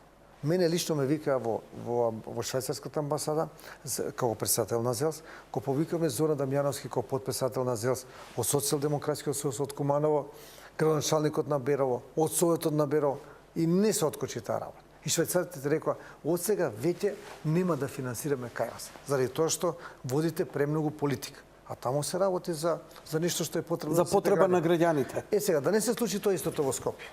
Значи, вие размислуват, можете и да ти подржат во првата фаза проектот, во втората фаза ќе речат, се предомисливме. И ќе ти остане проектот на пола страна. На пола извршување. Или не пуштање во функција. Значи, граѓаните на Скопје ќе имаат избор дали сакаат вашата програма, вашите проекти и вие како човек до сега се оно што сте го направиле, ги продолжите овие проекти, ги реализирате новите или да фаќаат, не знам, може би некаков сир на некаква сапуница, да цела ова работа во градов застане во некој статус кво. Тоа ќе биде потполно одлука на граѓаните на Скопје. Докажав јас дека во изминатиот период дека не водам политика. Значи, јас работувам со сите општини во градот Скопје. Со сите 10 општини. Независно дали градоначалникот е од една од друга етничка припадност, дали од друга политичка партија, дали мнозинството на граѓаните се од друга етничка заедница или не се. Значи, од Сарај па се до аеродром, до кисела вода и од кисела вода па се до Шуторизар имаме проекти во сите 10 општини. И затоа сметам дека сме направиле многу. Дека граѓаните видоа на вистина дека кога се соработува и кога се работи дека има проекти. Затоа ја бараме довербата воопште во првиот круг, заради тоа што имаме проекти кои што веќе се работат и проекти кои што треба да ги отпочнуваме. Не требаат одлуки на Советот што побрзо. Каква е вашето размислување? Какви се вашите проценки? Ја уживате ли, сметате ли дека ја уживате довербата на граѓаните и дека ќе успеете да го добиете нивниот глас и за вас лично и за Совет? Јас лично, значи, постојано бев во контакт со граѓаните, меѓутоа сега кога почнува изборната кампања, во тој случај значи по-конкретно се гледа дали се има доверба или дали се нема. Значи, јас сум во постојан контакт со граѓаните. Еве денеска бевме во општина Карпош со господјата Јагнела Куновска. Значи, едно 4 сати посетивме некаде можеби околу 150 до 200 семејства. И како стои Јагнула на терен? Како ви изгледа? Па добро, како ја пречекува ја прифаќа луѓето како жена која што има постигнато во животот, која што е докажана, значи во својата професија, значи која што е веќе позната на јавноста, таа не е непозната личност, плени со нејзината енергија, со нејзината жилба, со нејзината жилба да стигне до секој граѓанин, до секој домаќинство. Така да мене беше задоволство што денеска се движев заедно со неја низ општина Карпош. Значи во сите општини, не само во општина Карпош. Ја учествувам и на митизите, па вака и на следби со граѓани. И помални следби, па и одење од врата на врата. Сум бил во аеродром, во центар, во Ѓорче Петров, во Карпош, во Газибова, во Кисела вода, во сите општини. Така да го чувствувам она расположението на граѓаните, дека тие го почитуваат тоа што е направено. Значи, задоволни со ова што е направено од градот Скопје и затоа, значи, со право можам да верувам дека постои голема веројатност за победа во првиот круг. Неколку прашања од граѓаните интересни, а и мене никогаш не сме го спомнале, например, во разговор. Дали има некаков план градот за хиподром? Хиподром за конјишки спортови, за развивање и така натаму и така натаму. Јенко, значи, веќе има еден хиподром во градот Скопје, значи, тој е запуштен не знам од кога. Ние како град Скопје, значи, го бараме од владата во последната година да се реши собственоста на тој хиподром. Сигурно дека тој би требало со некој јавно-приватно партнерство да биде ставен во функција, иако се отвори еден нов хиподром према Волхово, тоа сигурно го знаете, веќе одат луѓе таму, се Приватен, бава да. со приватен, се бава Веќе со тој спорт. десетина години тој постои. така. Јас додека бев и како градоначелник на општина Газивова, добар дел од земјиштето од тој хиподром беше вратено со денационализација, што беше многу лошо. Заради тоа што можеби хиподромот се сметаше како објект и како дејност која што не е од јавен интерес, туку дејност која што може да биде со приватна и комерцијална дејност. Така да останува заедно со градоначалникот на Газива со Тони Трајковски понатака да работиме на решавањето на овој проблем. Што остана со оној дел каде што кај касарната и Линден? Колку што знам, последните планови се дека таа касарна ќе се дислоцира и тука дека ќе се изгради нова населба. Преминот што води од Американска амбасада низо на една населба која е прилично во една лоша состојба со една ромското мало и така натаму. Имаше некои планови, спомнувавте за некакво подземно тунелско решение и така натаму. Дали нешто се конкретизира во плановите, во проектите?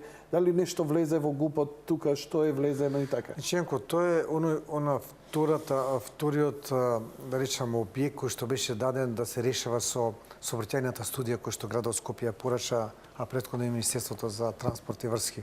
Едниот беше оваа подземна сообраќајница што поминува под плоштадот или покрај плоштадот што сега ја дискутиравме, а втората е Свети Климент Охридски. Свети Климент Охридски, значи, треба да продолжи, она му кај владата нели завршува тука, да продолжи да се направи мост на реката Вардар. Тој мост, потоа мостот оди во еден тунел под калето и излегува некаде кај, не некаде, туку токму излегува на раскрсницата кај Пластичарската улица. Тој треба да продолжи понатака. Значи, под калето значи, мост под калето, тој е огромен. Да, но тоа е замислено уште многу одамна, голем проект е и со тоа би се заокружил големиот ринг. Ние сега немаме голем ринг. Големиот ринг доаѓа тука, па Пластичарската, па улицата Крстен Мисирков, па се до нели вамо до Кочорација. Нели сите го перцепираме, идеме по булеварот Свети Климент Охридски и одеднаш кај владата завршува. Да. Многу нелогично. Значи да продолжам само. Не е само да дојде до тука Климент Охридски. Така. Практично тука треба да се направи раскрзица на две нивоа, така е предвидено, и да продолжи македонска косовска војска со булеварско решение се до Шуторизари. Таа доаѓа против Топанско поле и директно иде во Шуторизари. На тој начин, кога тоа ќе се направи, а општина Чаир и општина Бутел ќе има два влеза во градот Скопје. Сега целокупниот совртја оди под Кристијан Тодоровски Карпош, под Светан Димов, низ Чаир што е покрај Чирченка и доаѓа на Битпазар. И после тоа на Битпазар кај Судска палата се иде право, лево, десно, кај што треба. Доколку биде тој дел таму. Половината од Чаир, наместо да оди на Цветан Димов, ќе оди на Македонско-косовска војска бригада, значи потоа низ тунелот на Климент Охридски ќе си дојде кај владата во центар, во тоа градско подрачје. Сакате да ми кажете дека иако се направивте многу кај Битпазар, остана тесно грло тука со сообраќајот. Тоа е најтесно. Мислите дека ова ќе го растерети? Дефинитивно, тоа е замислено уште од првите проекции. Тоа кога би се направило, Цветан Димов ќе биде растеретен, Битпазар ќе биде растеретен. Бидејќи булеварски го поврзавте, ги проширивте максимално и така натаму и повторно е тесно грло. Тоа до одреден степен само го подобрува сообраќајот. Правото подобрување е ова. Го замислиле луѓето уште многу давно, пред 20. Има тука доста и примитивно однесување, а скоро да нема никаква полициска контрола. Обично сообраќајците многу милуваат они низ централно градско подрачје, кисела вода, аеродром Карпош. На вакви места нешто не им се прават такви контроли, бидејќи таму е булевар со 4 ленти. И секогаш по една лента е едната е со паркирање да блокира. Иако е забрането паркирање. Таму сообраќајната полиција едноставно не влегува. Како да не влегува? Може би и тоа би било некој посоодветно решение за циркулација. Не е еднаш имам заглавено таму или кога одиме на гробиштата. Едно е поради заглавување, второ е поради алтернатива. Се може да се случи, може да се случат сообраќајки, може да се случи било што. Треба алтернатива да има, така. Мора да има алтернатива. Добро е направен ГУП од стариот ГУП кој што било од сообраќајен аспект. Секоја општина да има два влеза во централното градско подрачје. Не еден влез, два влеза треба да има, од различни причини треба да има. вода. Секако, секако. Значи, земете кисела вода. Кисела вода, едно е сега Борис Трајковски, второ е Јужниот булевар. Општина аеродром. Едно е трета македонска бригада, вториот е преку Јане Сандански и Кузман Јосифовски Питу. Така да сите тие имаат или општина Газибова да земете. Едната е Александар Македонски, втората е индустријска која што е предвидена, ма не е завршена. Таа поминува покрај реката Вардар, па доаѓа позади сајмот кај мостот тука кај бензинската Мак Петрол. Ако се остварат вашите желби, ако се оствари да остварите победа онака како што посакувате и замислувате, и Советот, и вие лично со максимална поддршка која е можна. Како го замислувате Скопје до крајот на вашиот нов мандат? Видите, јас Скопје го размислувам, значи град со растеретени сообраќајници. Значи јас се надевам дека ќе бидат завршени овие две сообраќајници кои што се клучни. Што значи со на две нивоа сообраќај и подземен сообраќај. Скопје од аспект на чистота, значи со многу ние него задискутиравме тој дел, значи не е само набавка на камиони и набавка на канти за собирање на смет, понатака треба да се набават камиони за чистење на улиците. Треба исто така да се обрне големо внимание до и овие подземните контейнери кои веќе ги започнавте. Подземните контейнери тие се веќе многу добро решение. Јас би сакал и да им се заблагодарам на граѓаните на градот Скопје, кои што многу совесно ги користат подземните контейнери. Да, го видов едниот кај ресторанот Победа, бившиот ресторан Победа, кој е поставен изворедно решение. Изворедно решение. И од комунална хигиена се задоволни. Граѓаните селектирано си го одложуваат отпадот, нема запалување нивно и нема слично, нема оние грди слики, така да јавна благодарност до граѓаните кои што ги користат овие подземни контейнери. Значи, граѓани ви имаат свест, си го сакаат градот, само треба треба да им се пружи добри нешто. слуги кои ќе им служат. Треба да се направи нешто. Значи, не можете вие во стари контейнери, стари камиони, значи нередовно собирање од граѓаните вие да барате да се однесува. Имаат свест дека ако не биде така, тоа нив им се враќа. Онда видат дека тие се причинителите. Имаш нови камиони, имаш сега подземни контейнери или нови контейнери над земја. Значи не можеш да го обвинуваш градот. Не можеш да го обвинуваш градот веќе. Многу е важно, Јанко, последниот период да идеме со селектирање на отпадот. Значи веќе да нема тие огромни количини на отпад што треба да се носи во Дрисла. И ние загатавме малку Дрисла. Селектирањето од примарното селектирање. Зошто селектирано примарно? Немаме ни фабрики за преработка на таков отпад? ама за да се преработува тоа, значи треба да се одвои отпадот. Ние сите се што имаме ставаме во една кеса, и пластика, и храна, и хартија, и се, и се офрлиме во контейнерот. Така. И сега ние треба во Дрисла веќе, тоа не го спомнавме, успеавме голем проект да направиме. А тоа е? Дрисла ја одвоивме од јавното предпријатие комунална хигиена. Добро. И што не беше одвоено, тоа си беше една депонија. На Дрисли беше важно, на комунална хигиена беше важно да го собери и да го фрли ѓубрето таму. А сега? Ама кога го направиме посебно предпријатие во 2009 беше така, крајот или 2010, тоа јавно предпријатие Дрисла веќе мислеше како на кои системи како да биде одложувањето на отпадот. Само тоа мислеше. И распишавме тендер, направивме студија, распишавме тендер и склучивме договор за јавно-приватно партнерство. Веќе таму ќе има фабрика веќе од оваа година или следната година треба да се започне со изградба на фабрика за селектирање на отпадот. Сето она што доаѓа сега, веќе ние немаме италијанците. Да, италијанците, веќе ќе има огромна постројка која што ќе го селектира отпадот.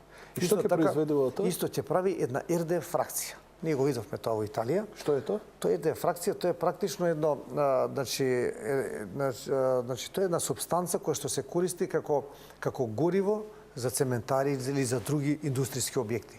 Веќе имаат подпишано договор со цементарницата да може тоа да се користи. А доколку нема таков договор, значи договор со некој од цементарниците кои што ќе го испорачуваат, ќе испорачуваат оваа РД фракција, која е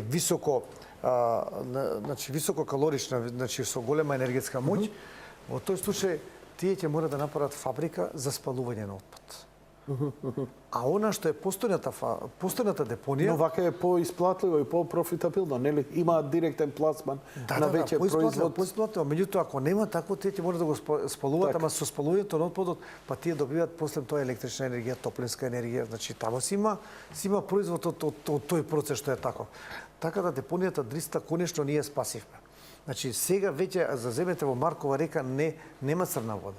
Веќе иде чиста бистра вода. Во овие изминати 3-4 години многу работевме за да можеме да спасиме Маркова река. Исто така веќе ги нема оние огромни површини непокриени од смет. А многу е важно она што да се вратам назад, што реков селектирањето, да ние како град, како граѓани, како домаќинства, да почнеме примарното селектирање на отпад. Уште дома. Хартија, пластика? Хартија, пластика, стакло и она што се шовераме комунален, она што значи од храната што ни доаѓа. Така да, ако тоа го направиме, ние веќе ќе имаме навистина висок степен. Ги гледам подземните контейнери имаат 3 влеза. Да. Хартија, стакло и за комуналниот смет. И комунален смет. Да. Така. И тоа многу би придонело и за развивање едноставно и на економијата, но и за други алтернативни решенија. Тоа претпоставувам дека може и да го намали загадувањето, еве како што велите. Но ме интересира, еве кога веќе го спомнавте, еден од најупотребуваните зборови на овие локални избори е гасификација. Да. Имате ли вие нешто во план за тоа? Градот има ли план? Дали ќе имате во програма за наредниот мандат? Да, добро прашање. 2013-2017 и со тоа би завршиле. Тоа е многу добро прашање. Гасификацијата е следниот предизвик на градот Скопје. Ставено е во нашата изборна програма. Ние веќе гасифициравме како град Скопје 2 училишта, 2 средни училишта. Имаме по 60-70% заштеда на финансиски средства за загревање на овие училишта. Има изработена една студија од страната на една турска компанија. Ние веќе бевме преговори со таа компанија за да можеме да ангажираме за градот Скопје, меѓутоа се промени законот и концесиите за гасификацијата премина во надлежност на Министерството на владата на Република Македонија или поточно на едно од министерствата. Веќе веднаш после ова ние ќе почнеме разговори и преговори како да направиме да почне гасификацијата на градот Скопје. Градот Скопје онаму кај што има затоплување на парно грејење, кај што помали се можностите за гасификација. Меѓутоа, онаму кај што нема затоплување и онаму кај што има повеќе индивидуални градби, сметаме дека ќе биде поголема заинтересираноста за гасификација. И тоа е оној следниот наш голем предизвик и следниот голем проект кој ќе биде за град Скопје. Заедно со владата ќе мора тоа да се реализира. Јас ќе обрнам големо внимание на гасификацијата. Сигурно дека ќе имаме големи резултати. Овој предизвик е навистина многу значаен за мене и за градот Скопје. Само што ми стигне прашање, морам да го поставам. Има предлози. Наместо вторник и петок, пензионерите или да имаат потполно сите бесплатни денови, или да се најде некое друго решение. Вака се создава голем калабалак во овие денови. Ако беше први неден ден, па 2 дена, вторник, петок, па сега и сабота им 3 дена имаат, сигурно понатака ќе размислуваме за да биде целосно решено. Мислам дека тоа ќе се реши кога исто така ние за јавното сообраќајно предпријатие објави тендер за автоматско пратење на автобусите и за електронски картички, за смарт тикет. Значи за паметни картички. Целта е градот Скопје да им ги продава на граѓаните картичките, значи билетите. Тие билети граѓаните ги купуваат од градот Скопје, а градот Скопје им плаќа на јавното сообраќајно предпријатие и на приватните превозници по поминат километар. При тоа, значи ќе бидат авиосистемот сателитско пратење на секој автобус како оди по секоја автобуска станица. И во една контролна соба ќе се прати секој од автобусите дали навреме стигнува на секоја поединечна станица. И приватен? Независно, и двете. Независно. И двете. И со тие картички ќе може да се влегуваат во автобусите, ќе има различни типови на приватни картички и во тој случај сметаме дека ќе го средиме сообраќајот во градот Скопје на плаќањето на картичките и ќе имаме еден нов модерен систем. Во тој случај ќе можеме и за пензионерите да можеме идентификација во смисло на тоа сега да знаеме колку број се возат, колку се трошоците на градот Скопје. Ние сега за ова што ги се превезуваат пензионерите 3 дена, ние плаќаме 25 милиони денари на јавното сообраќајно предпријатие. Тоа уште малку се некаде околу пола милион евра. Јавното предпријатие секоја година од градот Скопје добива како субвенции 4 милиони евра. Тоа се огромни пари. Така да се надевам дека и тој проблем ќе го решиме. Уште еден доказ дека се грижите за пензионерите кои се побројни во овој град. Но за да ги забрзате младите парови и нови деца, матичното се направи, што направивте со матичното? Таа руина од соба каде што се склапа, браковите се склапаат во Македонија. Јанко, тоа мора да се реши со оглед на тоа што сега е во општина Центар. Општина Центар веќе има оглас за јавно-приватно партнерство за правење на зграда. Ние ја чекаме новата зграда, значи што ќе биде на плоштадот Македонија, каде што ќе има резиденцијални простори за градоначалникот, а ќе има и матичното ќе биде тука, така да сметам дека тоа ќе се реши на еден современ, модерен начин на плоштадот. А што ќе правите со бараките? Овие што се во... Сега? Не зборуваме ја за бараките. Не, таму не. Значи, ова во Центар што ќе оди ќе бидат простори кај што градоначалникот повремено ќе оди. А бараките што се, ние, градот Скопје, нели, знаете, почна со изградба на градска куќа. Добро. Граѓани ќе се пресели администрацијата таму. А за бараките има согласно на генералниот урбанички план, а и сега детален урбанички план, ќе има градби од кои што ние очекуваме да добиеме пари со кои што ќе завршиме градската куќа. Нема крај Муабетов. Нема крај. До Пеца Бајле има уште подпрашање. Но, ви благодарам за учеството, благодарам на љубезноста да одговорите на сите овие безброј прашања и подпрашања кои ја со месеци, со години и така натаму и со лично искуство ги собирам од граѓаните. Знам дека ќе дојдете и ќе одговарате директно на нивни прашања за најситни детали. Знам дека го познавате добро градот и се надевам дека граѓаните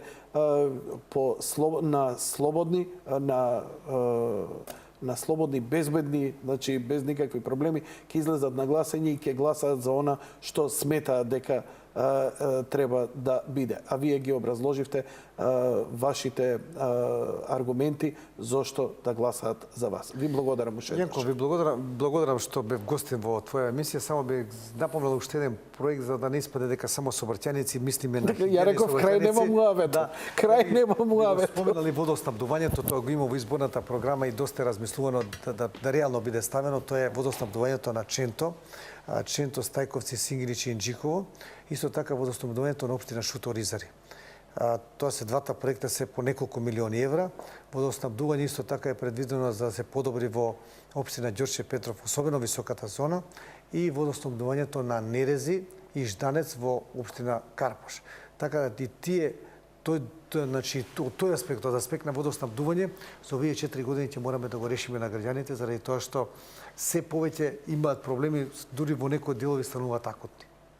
Така да нема да бидат само сообраќајници, нема да бидува, не допреме ниту културата, образованието. Издиши човек олабај се, не можеме све. 2 часа. Така да благодарам што 120 минути. Знам дека си од Сабајле на терен, веќе на ти разговарам. Дај прибирајте го. Ајде, пакуј го, носи го човеков и имате други активности. Многу ви благодарам. Ве очекувам после изборите, ако добиете довербата, ќе посветиме една повеќе часовна емисија на сите овие останати детали. Знам дека обемна е вашата програма и пожелно е луѓето да ја видат, затоа што докажавте до сега дека она што го ветивте и го остваривте. Благодарам, Јанко. Тоа беше се за вечерва, почитувани гледачи. Лека ноќ и пријатно. Бог го